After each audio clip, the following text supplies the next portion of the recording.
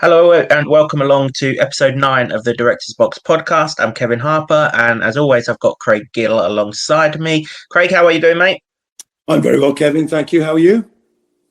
Yeah, all good, all good. We are recording this slightly later than normal. That is not because I've only just recovered from Luton's win over Bournemouth at the weekend. It's so that we could incorporate the Champions League quarterfinals and the midweek championship action, which we will do on this episode of the podcast. But before we get to that, we're going to have an in-depth discussion about the role of the striker. I've got a former striker alongside me, so it's good to tap into the insights of Craig with regards to that. And then we will also look at a couple of big matches that are coming up this weekend, and we'll also touch on the Old Firm derby that was played last weekend too. How does that all sound, Craig?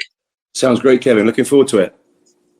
Excellent. Let's get stuck in then. Let's start with the role of the striker, Craig, because the one thing that we'll take that we've taken from these Champions League quarterfinals, which we'll discuss in more detail later in the podcast, the role of the striker. We got to see possibly the three best sort of what you would class as out and out number nines in world football in these quarterfinals. Obviously, there was Erling Haaland, there was Harry Kane, and then you have sort of Robert Lewandowski as well at Barcelona. Obviously, Manchester City, Bayern Munich before those.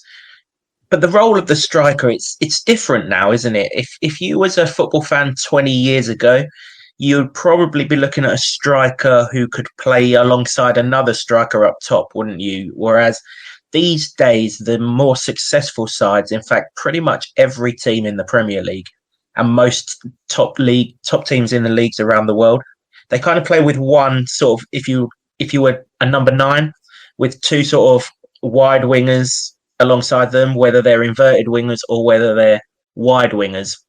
So in that, the role of the sort of central striker, the number 9, so to speak, is changing, isn't it? Just talk to us a little bit about that sort of different dynamic, not having that immediate strike partner alongside you, and you know the work that you obviously have. It is different because there's 3 of you, but you're the focal figure now. Yeah, I think back in the day, as you said, it was the standard sort of 2 up front, wasn't it? And if you look at formations wise, a lot of teams, especially in the English leagues, played 4-4-2.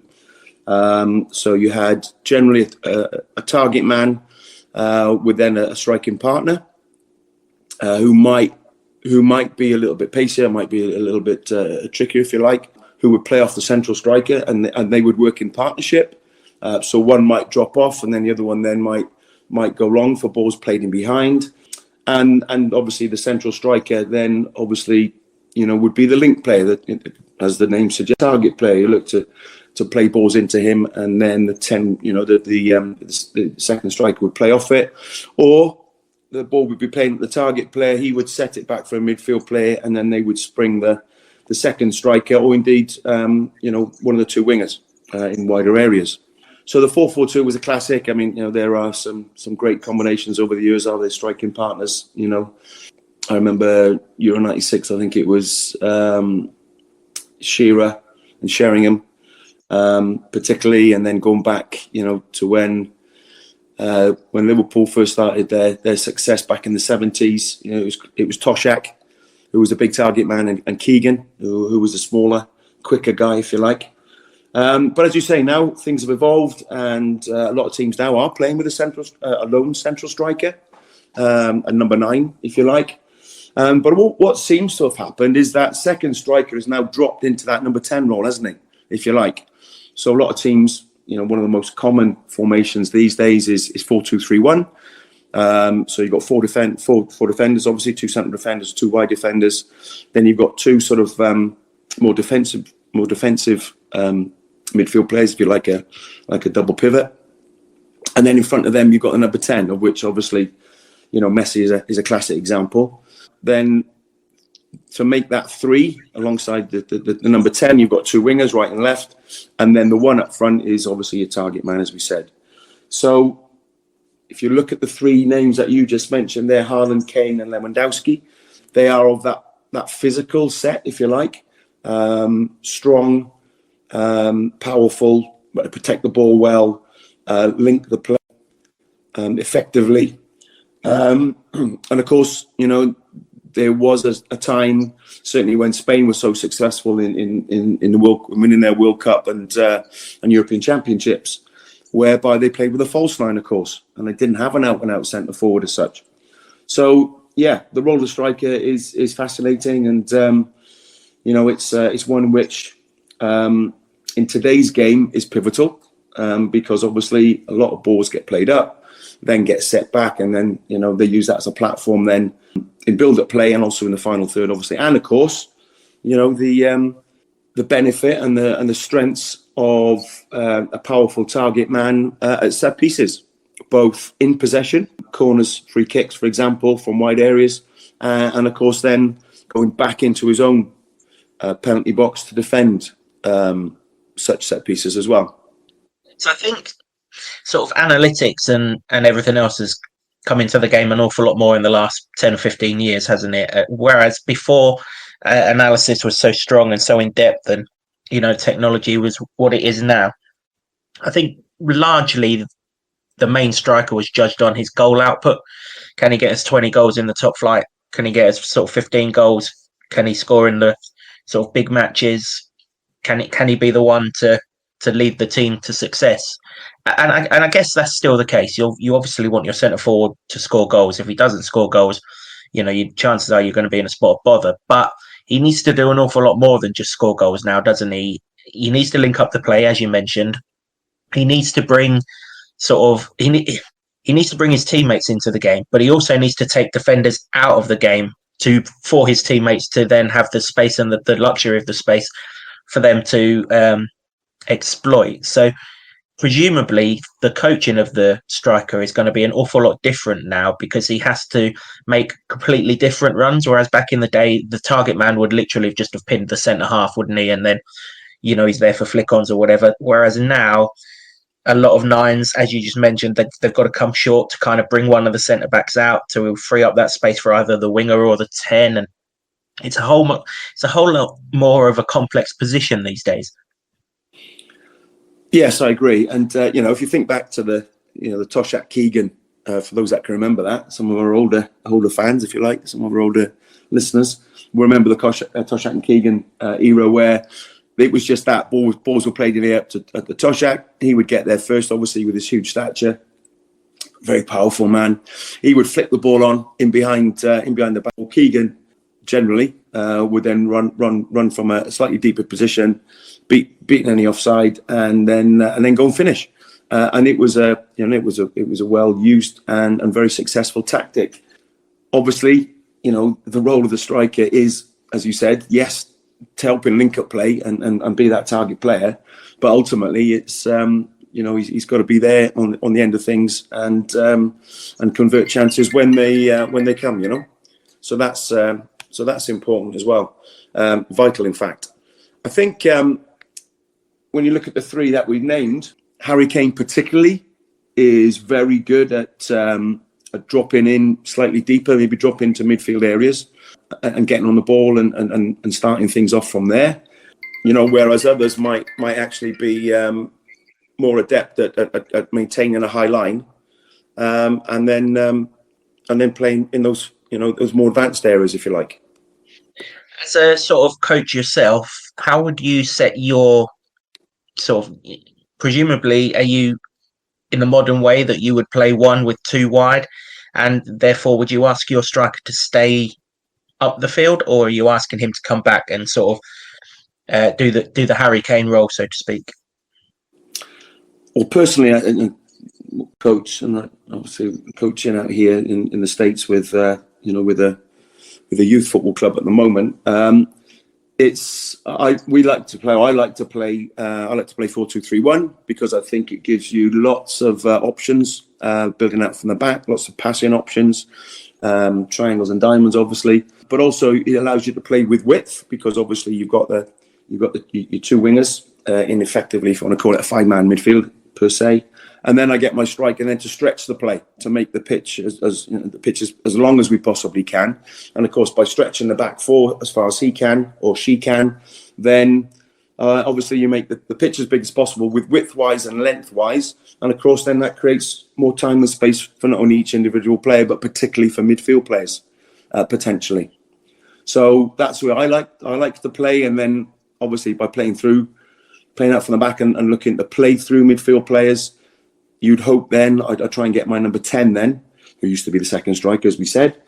The number 10 then looks to play between units, looks to play between their midfield unit, their deep line midfield player, if you like, tries to escape him or her, and then tries to play in the space between the midfield unit and the back line, which hopefully the striker's created by taking that back line as far as they can, as far as he or she can.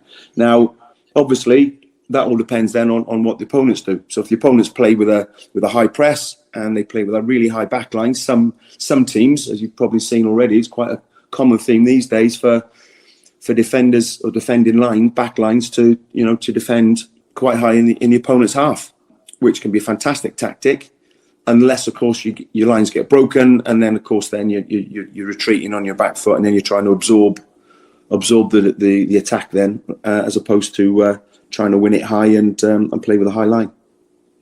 I guess there's a psychological sort of aspect to all of this as a striker as well, isn't it? Sort of back in the time when you was involved in football as a player, a striker would have to be selfish, wouldn't he? As I said, he'd be judged purely on his goal output. So he's therefore, if the chance comes, he's got to put the ball in the back of the net. Now it's not really like that, is it? Now the striker has to be more of a team player. And I'm thinking, if you're going through one-on-one with the goalkeeper and you've got your mate alongside you who's got an easier tap in than you, who would have to beat the goalkeeper, for example, the coaches these days are encouraging the ball to be played across for the easy tap in, rather than the number 9 who's done all of the sort of hard work to get into the position to then take his chance and potentially risk the goalkeeper saving it.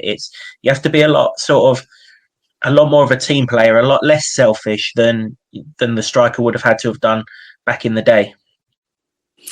That's an interesting one, Kevin, because I know some strikers now who would rather take a shot at goal than potentially playing another option, shall we say? Because I think strikers, certainly at the top level, are fairly single-minded. Obviously, players clearly, yes, but by the same token, there's no greater feeling for a striker than scoring goals, obviously. But yeah, absolutely. I mean, I think the way teams are set up now, and probably have been, to be honest with you, you'd rather the team scored and you not score than you score or miss, or it gets saved and you don't capitalise. I mean, obviously the ideal situation is that you score and your team wins. That's as a striker, that's what you want. But yeah, I think if there's any doubt at all, and if the striker's confident, he's probably going to take on that opportunity, unless it's an obvious square ball where you draw the keeper and you open the goal up for a teammate. If there's any doubt at all, I think most strikers would take the shot, to be honest. Yeah, that's fair enough. As I say, that's what they're in the team for. That's what they're brought to do, score goals. And find me a striker who doesn't like the feeling of scoring a goal, and I'll show you a striker I don't want in my team, to be quite honest with you. That's how it is. Strikers are there to score the goals. Defenders are there to keep them out at the other end. But the role of the striker, it is definitely changing, and it's probably going to continue to evolve. Football's a very cyclical business at the moment, and evolving of positions on the pitch is certainly part of that. We gave you just an example there of 3 of the very best strikers, but you can look way down the list. Certainly in the Premier League, all of the teams do similar things. They just do it. Some do it better than others, and that's why the best are the best and the rest aren't. So thanks for your insights with regards to that position, Craig, and we may well get more insights into other positions in other podcasts as we go along, particularly once this wonderful football season draws to a close, and we're looking for other things that we can bring to the listeners over the course of the summer and things. Let's concentrate on the current football, though, because as we've said for many a week, there are some fantastic title races and relegation battles and everything else going on across England and also Scotland, Craig. And we got Another look into where the Scottish Premiership might or might not be going at the weekend. For a large part of the Old Firm derby on Sunday afternoon, it looked like Celtic were going to steal a march on Rangers. They were going to go 4 points clear of them. They were ahead within 20 odd seconds. Absolutely crazy start to the game. And then they doubled their lead with a penalty midway through, or sort of towards the end of the first half, should I say. But, Rangers, backed by a sort of full house, didn't give in. They didn't give up on anything. The second half was absolutely crazy, one way, then the other. And ultimately, we ended with a 3-3 draw, which is probably that result that suits neutrals the best, because this race is going to sort of keep on running. And what did you make of the game? Lots of penalty shouts, 2 penalties given, 2 penalties scored, late goals, early goals. Yeah, it was just a classic Old Firm derby, wasn't it? It was for the neutral. It was great, wasn't it? It was fantastic. I didn't get to see the game myself, but obviously was trying to follow, on social media, and what a game it turned out to be, as you said. That goal in the first 20 seconds, ball coming off Mead, I think. Tavernier, I think, trying to clear it. Mead closed him down, and obviously the ball rocketed into the bottom corner, past Buckland. And as you say, then the game unfolded. Obviously, then Celtic went 2-0 up with the penalty, as you said. And then Tavernier, who's got an incredible record, for a right back. It was something that my son James pointed out to me, who's a Rangers fan, as I might have mentioned before. He scored 132 goals in 451 games, making him the highest scoring defender in British football. That's phenomenal. For a right back, 132 goals is phenomenal, really. And of course, he's the captain as well, so leading by example, etc. And I remember it used to be going back to the Toshak Keegan era, if you like. And then it was a right back who used to play for Liverpool called Phil Neal, who later became a friend when we became manager at Cardiff City, and I did a bit of work with them. We did a pre-season training camp at the military base in South Wales, where I was based. So I got to know Phil and Kenny Hibbert, who were at Cardiff at the time. But I know he had a great goal scoring record as well. But obviously, the majority of his goals were scored by penalties, and I'm sure Tavernier's are as well. But by the same token, he does score goals from open play and gets in at the far post on a regular occasion. So that was interesting. That was a little piece that I picked up, and thanks to James for that. But then obviously, that was it, 2-1. Seema then scored, didn't he, in the 86th minute. And it was Rabbi Matondo, actually, a player who I had the fortune to coach. He was at Cardiff City at the time, actually, and I was coaching with the Football Association of Wales, the regional national squads. And Rabbi was in one of our under-15 groups, I think it was, for South Wales. But he actually cut inside from the left-hand side and hit a shot across the goal, which then got rebounded out. And then Seema followed up and rifled in. Then we went down the other end, and Ida scored in the 87th minute, so a minute later. And then you think, surely now, Rangers are broken. They were 2-0 down. They come back to 2-2. Celtic go 3-2 up. Surely this is how it's going to finish. And then lo and behold, Rabbi Matondo tries the same skill again, feints to go outside the fullback, cuts back inside, sends a rocket right into the opposite corner, top corner. A great goal to equalise, and the game finished 3-3. And what a game it was. Yeah, another one of the many late goals that have impacted the leagues this season. Yeah, really, really good Old Firm game. And as I say, it keeps everything nicely balanced as we head towards the split in the division that will conclude the Scottish Premiership season. Rangers very, very unhappy on Wednesday night with the late cancellation of their game at Dundee, which was previously cancelled before then. And probably a legacy of not winning that Old Firm game. They want to get top of this table, don't they? They want to get top as quickly as they possibly can. And further delays are just hampering them. But we will follow the remainder of the Scottish Premiership season as we go along. There's still plenty of mileage left in that title race. thanks to that last minute equaliser, or sorry, late equaliser, it wasn't last minute, there was still a few more minutes to play after the Matondo equaliser. We'll follow that in full. Another thing that we'll follow in full, Craig, is the conclusion of the Champions League. And we've had 4 wonderful first legs of the quarterfinals this week. There used to be a time where the first legs of these 2-legged ties were tight, nervy, tense affairs. The time really when away goals were in sort of force, and the home team in the first leg would just be desperate not to concede an away goal, and it would all get a bit edgy. But since away goals have been done away with, we've got nothing to worry about in that regard. We've had goals galore in the first legs, and also plenty of controversy as well, it has to be said. And I guess we have to start at the Emirates Stadium, Craig, because brilliant game of football between Arsenal and Bayern Munich, 2 really, really good sides to watch. Particularly in this first leg with Arsenal pushing and Bayern Munich happy to soak up and try and hit them on the counter-attack. The Harry Kane factor involved as well. It ended 2-2, but there were 2 massive incidents in the game. The first one, you probably wouldn't have noticed if you weren't paying real close attention to the game. But there was an incident midway towards the late end of the second half. David Raya put the ball down to take a goal kick. He has clearly taken the goal kick. He's just played a short goal kick like keepers do these days to Gabriel, just on the edge of the 6-yard box. But for some unknown reason, Gabriel's bent down and picked it up and put it back on the 6-yard box for him to take the goal kick. Now, it is clear to everyone that he has taken this goal kick, Raya, but no penalty has been awarded. Surely that's the wrong decision.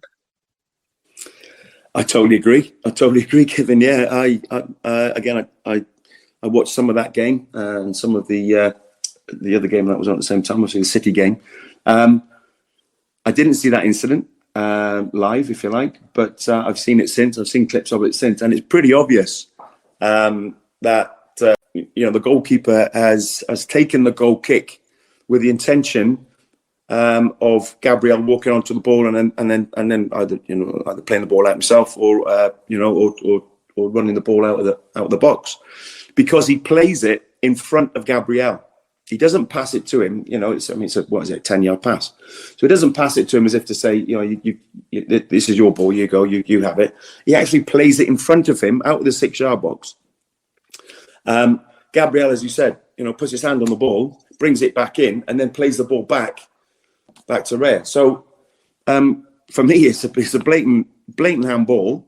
The kick has been taken. The game has restarted. It's handball, and of course should have been a Bayern penalty in my mind. Yeah, me too. And Thomas Tuchel, he made it perfectly clear after the game what he thought of it in his post-match interviews, and why wouldn't he?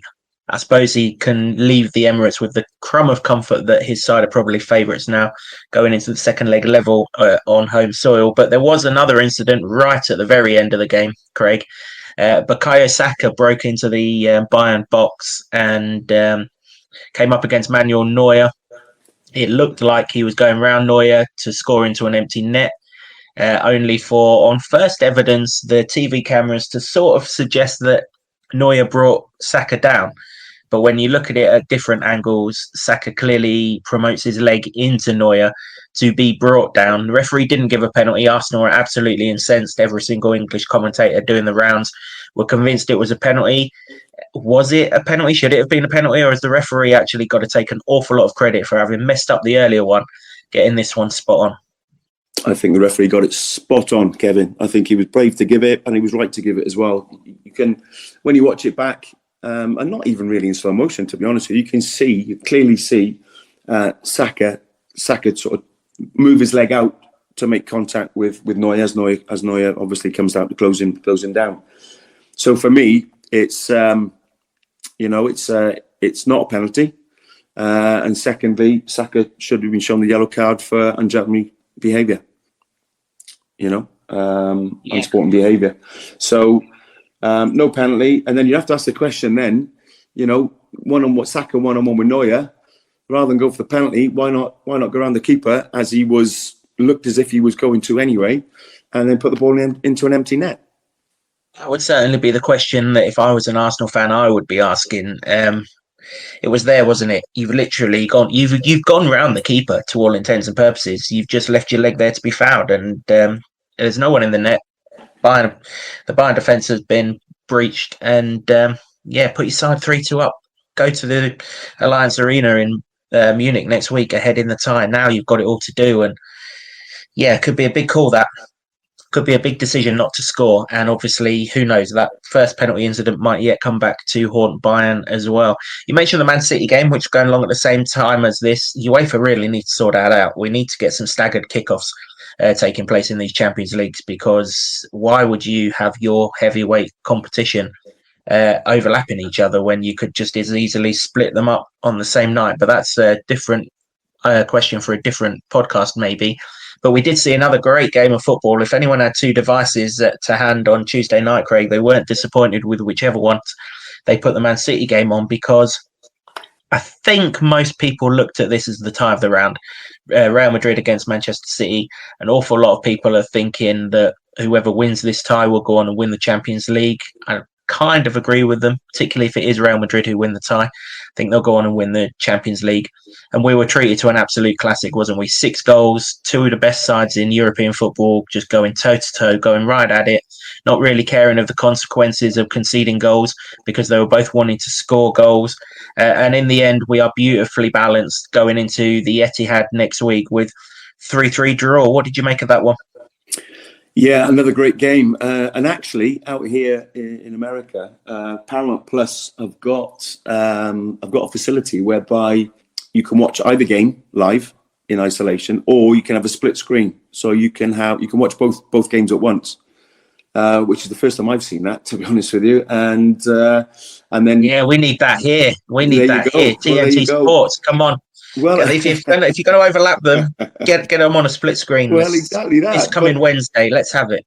But it's actually quite strange, because you're not sure which game to look at, and obviously what you have to do, you have to sort of time your viewing from one game to the other. So obviously, if there's goal kick being taken, then obviously then you look at the other screen, and if they're sort of like progressing play through the midfield and looking to build the attack and getting into the final third, you might watch that for a few seconds. Then you're flitting back to see what happened in the Arsenal game, with Arsenal on the attack, or Bayern on the attack.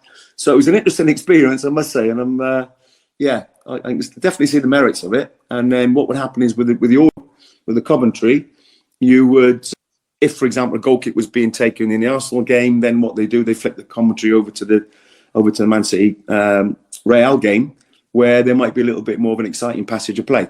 So you could flip. They would flip. They would choose the order and they flip between the two. So it was an interesting experience. I'm not sure. Yeah, if you want to analyse one game or the other, I'm not sure if you could get a lot out of it by trying to watch 2 games at once. But I'm agreeing with you. I'm sure earlier on in the group stages, they had games kicking off at sort of like 5 o'clock or 6 o'clock, and then the next game at 8 o'clock. Well, if they can do that for the group stages, why can't they do that for the quarterfinals and potentially the semi-finals as well? So yeah, that's an interesting one. I think you make a great point there, actually, of the staggered kickoff times, because I'm sure, I personally would have loved to have watched, if I'd had the time, to watch both games live and really study and enjoy both games, because you say two fantastic games, 6 games in one and four goals in the Arsenal game. Superb. So yeah, what a game. And some great goals as well, weren't there? And it was great to see both teams on the front foot and really taking the game to their opponent, respectively. And again, we talked about Phil Foden in previous episodes, Kevin, haven't we? And again, he's come up trumps, with a great goal, left foot drive, top corner, and that's becoming almost a trademark of his now, isn't it? It is, yeah. I hope it's not a trademark of his on Saturday, I have to say. I think he's come out of the game injured, so I don't think he's going to play on Saturday. But who are they playing on Saturday? Goal I like. Who are they playing on Saturday?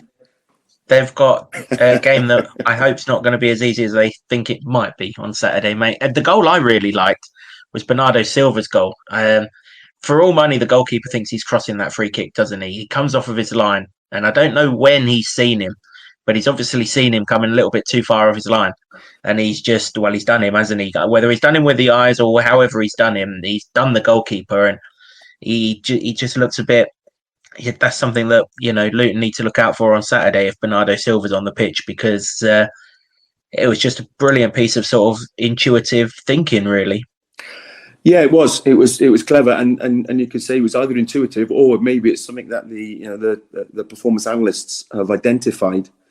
Whereby the goalkeeper starting position is more favoured to one side to cover the area where the wall isn't, obviously, and then he leaves that near post area free where the wall should be doing the business. Because if you've got a talented player like Silva who can actually get around the wall, with pace, even from that distance, then the keeper's not going to get across, which he didn't anyway. And I remember. You might remember better than I actually who the teams involved were, but it happened at a playoff final at Wembley, and the same thing happened. The goalkeeper went too far one way. The striker, the player taking the free kick, took it and rifled it into the opposite corner, and the keeper was caught in no man's land. Can you remember that one, Kevin? I remember the goal. I can't remember who it was who was involved, but yeah, I do remember it. And the goalkeeper, he had egg on his face big time, didn't he? And you're right, it's obviously something that's and Manchester City, just a few weeks ago scored that goal from the corner against Liverpool, didn't they? So it's clearly something they look at with regards to their set pieces. They look at all angles, and my word, did it pay off for them in the biggest game that it possibly could have done. How do you see that tie now, Craig? 3-3 going to the Etihad next week. Are City favourites, or are Real Madrid in the kind of position where I wouldn't say they've got nothing to lose because of the level in the tie, but probably most people expect City to go through now? Does that make Real even more dangerous, particularly in light of the fact that they've more than likely they're going to win La Liga in the not too distant future, whereas City are obviously involved in this compelling Premier League title race? Yeah, it's mouthwatering, Kevin. I'm very looking forward to that second leg, and I'll be doing everything I can to watch that one on split screen or otherwise. But I don't know. I mean, City had a great result against them last time they played them in the Champions League at home, didn't they? And really took them to task. And I'd like to think City will do the same again. But I just think that Real, if Manchester City leave themselves too open, and we know how they like to play the free-flowing football that they do, and the wonderful passing game under Guardiola, I'm just wondering if Real can catch them. Certainly on the counter-attack. And of course they had great joy, didn't they, down City's right-hand side with Rodrigo particularly, because there was no Kyle Walker. So they got a lot of success down that one side. So maybe they'll target that again if Walker's unavailable again, for the second leg. Yeah, I love the tactical element of that, because most people thought Vinicius Junior was going to be the one to benefit from Kyle Walker not being there, and as it turned out, it's Rodrigo that got the goal from that side and set the other one up. Yeah, really, really good. Looking forward to Wednesday night. Come on, UEFA, do the right thing. Get them split up, especially as European time zones are an hour ahead of the UK one. There's no reason to kick these games off at the same time. Just quickly touch on the other two quarterfinals, Craig, whilst we're here. One line's really PSG Barcelona. Barcelona have taken a 3-2 lead in sort of the heavyweight clash there. Rafinha, the former Leeds player, got a brace. Barcelona went a goal up, ended up going 2-1 down. Rafinha levelled it. And then former Chelsea player Christensen has put Barcelona in front, and the second leg's at the Nou Camp on Tuesday night. You would think Barcelona are favourites from there. And the other Spanish team on show on Wednesday night are also ahead. Atletico Madrid 2-1 up on Dortmund, but that one, the second leg, goes to Dortmund. So there's all to play for. Sebastian Haller former West Ham striker, scored 10 minutes from time to give Dortmund a lifeline in that. Are the Spanish duo favourites there, Craig, or is still plenty of football to be played in those ones? They are for me, Kevin. Yeah, I think both Atletico and Barcelona will progress given their 1-goal leads. That they get my vote. But it's interesting, isn't it? Everyone talks about the English Premier League being the best league in the world, question mark. But there's potential for 3 Spanish teams to end up in the semi-finals, in the final 4, with Real as well against Man City, obviously. So you could see yourself with Atletico, Barcelona and Real Madrid potentially. Obviously, Manchester City fans won't want that. But yeah, interesting that. And another thing that caught my eye, of course, was the number of goals in the games. We had 4 games and 18 goals in 4 games. Average of 4.5 goals per game. So yeah, a real European football feast, wasn't it, really? And really, really enjoyable, and some really front foot attacking football in all 4 games.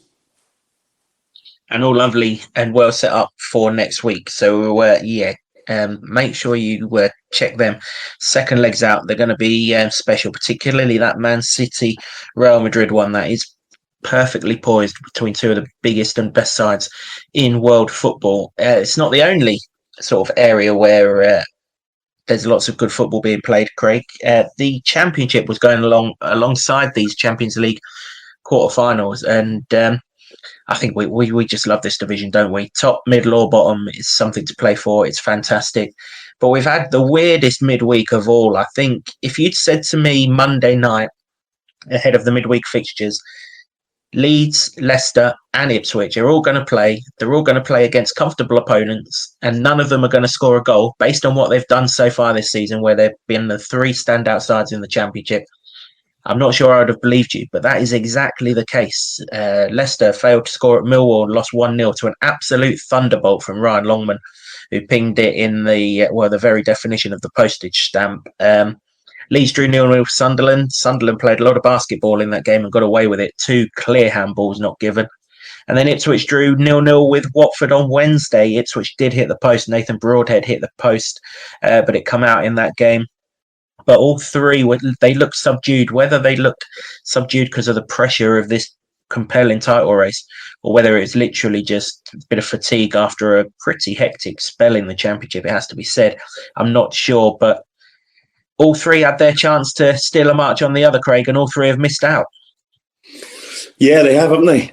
Obviously, those results are totally unexpected, you say, especially the lack of goals. But, you've got to consider as well, these teams have just come off a really tight Easter weekend schedule, obviously. 2 games in really short space of time. Then they've got the weekend game. Then you've got another midweek game almost straight away as well after that. So 4 games in a really, really tight period of time. And it's interesting, actually. I read a piece by Enzo Maresca, the Leicester City boss, who said he's worried about the health of his players because... the number of games they played, and obviously the travelling as well. They've got to go to Plymouth Argyle, I think it is, at the weekend. So that's a particularly long trip for any team. That's Friday night too. There you go. Friday night game. There you go. So it's a quick turnaround again. And I think he was quite critical of the EFL for scheduling this week's games. Obviously, as you said, with the game being moved to the Friday night. And of course, teams played on Tuesday night, got back. They probably got back early hours of the morning, and then they got to go again. Then they got to go back then down to prepare, or not prepare really. They probably got to recover rather than train.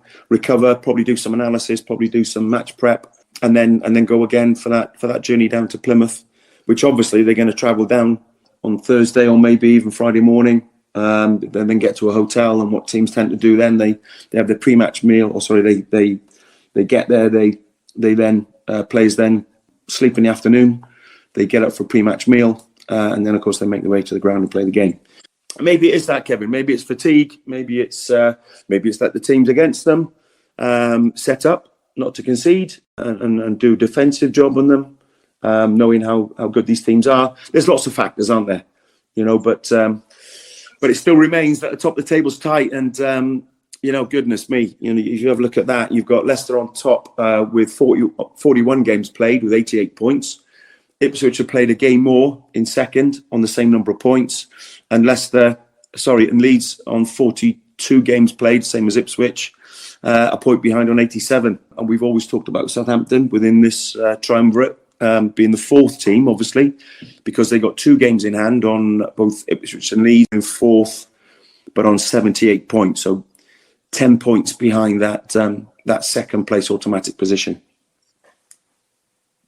And as we said a number of times on this podcast, it's Leeds against Southampton last weekend of the season. Leicester still play Southampton in a midweek in 2 weeks' time, I think it is as well. So Plenty of matches between the top four. Incidentally, you're right. Leicester at Plymouth on Friday night. Leeds at home to Blackburn Saturday lunchtime. Blackburn come off the back of an absolute stuffing at Bristol City on Wednesday night.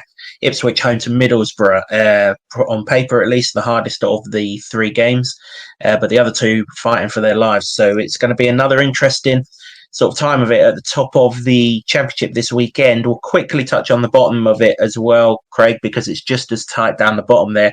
What are Birmingham's owners thinking right now, Craig? Because they sacked John Eustace earlier in the season. They were sat in sixth place in the championship. They're now running out of games massively. They've got 4 games left in the championship season. They've gone through Wayne Rooney and spat him out the other side. Obviously, it's unfortunate what happened to Tony Mowbray. They've now got Gary Rowett as an interim manager. They've dropped to second from bottom, from 6th in the table earlier in the season. Surely, if they have their time again, they're keeping hold of John Eustace, right? Absolutely. I think hindsight's a wonderful thing, isn't it? But he was doing well there. He's proven in this division in the championship as well, John Eustace. And I know other clubs were looking at him when Birmingham appointed him, and clearly he was doing a good job. He was in sixth position, as you said, in the playoff places, and now they find themselves second from bottom. Obviously the owners decided to go down the Wayne Rooney route and appoint him, hoping obviously for far greater success than he was able to achieve. Tony Mowbray came in, as you said, and unfortunately he's on sick leave at the moment. And Gary Rowett is now left, holding the difficult task of trying to keep Birmingham City in the championship. But really strange decision in the first place by Birmingham City. And sometimes you reap what you sow. Yeah, indeed. Home to Coventry City for Birmingham on Saturday before a trip to Rotherham, which looks absolutely huge. If you're a Blues fan, we'll keep up to date with the championship as we do throughout on the Director's Box podcast. But before we go, Craig, let's look ahead to 2 huge matches this weekend in the bottom 2 divisions of the English Football League. We'll start in League One, where Derby have opened the door big time with only a draw against Wycombe on Wednesday night. Wycombe, of course, who lost very agonising circumstances in the Bristol Street Motors Trophy final to Peterborough at the weekend. And fair play to Peterborough, well done for winning the EFL trophy at Wembley. Local lad Harrison Burrows scored another injury time winner to give Peterborough the title. They won that 2-1. First goal in that game was late in it, and Wycombe looked like they'd forced extra time, only for Peterborough to score a winner. But Wycombe, to be fair to them, they rebounded. They got a draw against Derby, and that has set up a huge clash on Saturday. It's third against first. Bolton host Portsmouth. Portsmouth can win the league on Saturday with a win. If they better or indeed match Derby's result at the weekend, Portsmouth will be up in the Sky Bet Championship, and they'll be there as title winners if they beat Bolton on Saturday. Bolton are in third, though. If they win and Derby lose, Derby are at home to Leyton Orient, Bolton will go above Derby with just 3 games left in the race for automatic promotion, and we shouldn't rule Peterborough out of the equation. Their win on Wednesday night against Port Vale has seen them move to within 6 points of Derby. They're in fourth with 2 games in hand, so this is another one of those compelling races. But Bolton against Portsmouth, 2 teams who shouldn't be in League One anyway. They're far too big for it. It could be a defining day, Craig. Again, What a game to look forward to. That is Portsmouth against Bolton. Portsmouth win, they win the title. Bolton, if they win, potentially they could go into the second automatic promotion position. So, that's going to be a great game to watch. And but as you said, Derby, Leyton Orient, Leyton Orient in 10th, 62 points. Oxford occupying that last playoff position on 70 points. With 3 games to go. So, a lot of teams play 43 games, others have played 42. But Peterborough, you said, have played 41. So potentially they've got 2 games in hand. 6 points potentially would take them level with Derby. Yeah, so, again, fascinating top of that table as well, and all to play for. And the same in League Two as well, Craig, because they're a week further ahead in their schedule. Their season finishes a week before the Championship. So for most teams, there are just 3 games left. The third to last game coming this weekend, and that is the case for Milton Keynes Dons, who are in 4th on 74 points. And their opponents are Mansfield Town at the MK Dons Stadium.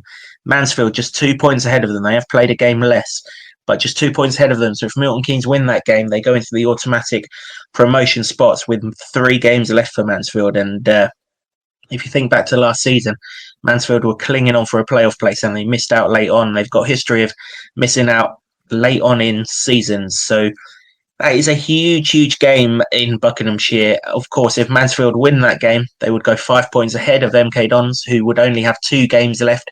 And you've got to think then the automatic promotion spot will be theirs at some point. But there is everything on the line in that one, Craig. Yeah, another fascinating game, Kevin, as you said. And just looking at the current form of both teams. So Milton Keynes, they've won 3 and drawn 1 of the last 6.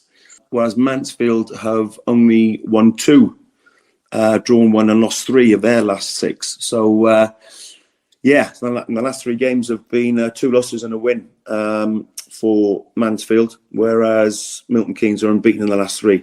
So you'd say current form is with Milton Keynes, and they got home advantage obviously as well. And of course, if they win that one, then as you said, they go point above Mansfield, although Mansfield got a game in hand. But it is a proverbial 6-pointer, isn't it?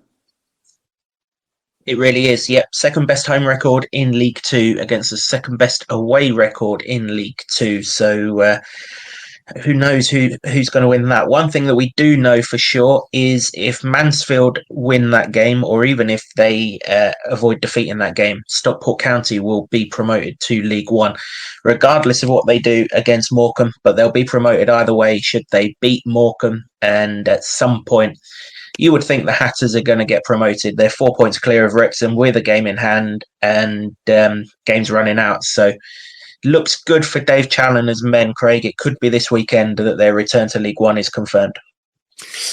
Yeah, it could be, Kevin. But as far as the title's concerned, as you said, it's Stockport have got 4 games left.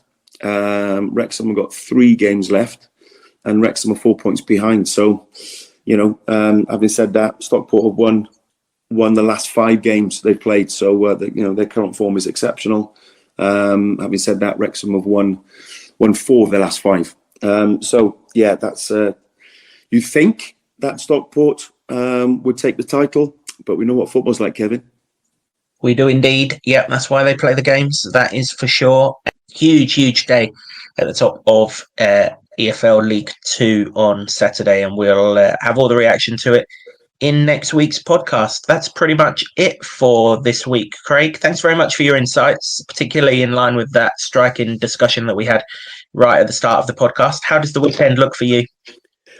I've got 3 games this weekend, Kevin. Fairly a shorter journey than down to St. Louis last weekend, that's for sure.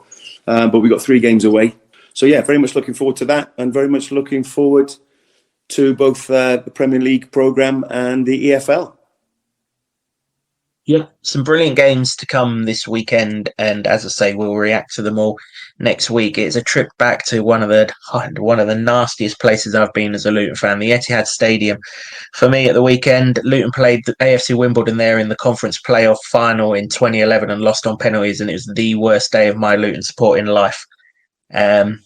Not least because the final penalty, or the penalty that made the difference, someone Panenka-ed it and the goalkeeper didn't move, and he looked a right prat and condemned us to what turned out to be another 3 years in the conference. So I'm hoping for a happier experience on Saturday. I'm not sure I'll get it because Manchester City look like they're in the mood to do some damage on someone, but what will be will be. I'll enjoy the experience, Craig, and I'll be back with you next week. Okay, well, enjoy the game, Kevin. Win, lose or draw, and have a great weekend, and great weekend to our listeners as well. And we'll speak to you soon. Absolutely. If you do go to a game this weekend, enjoy it, be respectful. Most of all, make sure that you make lots of noise for the team that you're supporting. We'll be back next week. So until then, thanks for listening and goodbye.